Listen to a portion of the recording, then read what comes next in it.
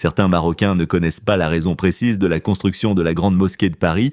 Il est intéressant de noter que cette merveille architecturale marocaine, inaugurée en 1926, a des racines profondes dans un accord historique crucial entre la France et le Maroc, issu de la célèbre bataille de l'Arrache au XVIIIe siècle.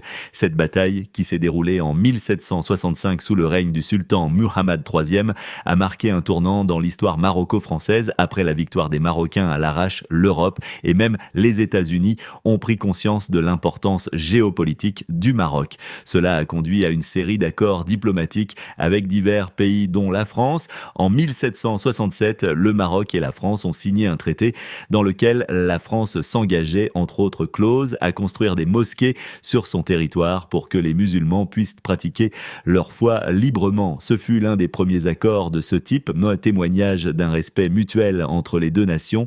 La Grande Mosquée de Paris a finalement vu le jour dans le premier quart du XXe siècle comme un symbole d'amitié franco-marocaine. Lors de la cérémonie d'inauguration, le sultan Maoula Youssef, petit-fils de Mohamed III, a rappelé cet accord historique, soulignant l'importance des liens entre les deux pays. Ainsi, la Grande Mosquée de Paris, au-delà de son architecture splendide marocaine, représente bien plus qu'un lieu de culte. Elle est le témoignage vivant d'une histoire partagée et des relations diplomatiques entre le Maroc et la France forgées à travers des siècles d'échanges et de respect mutuel.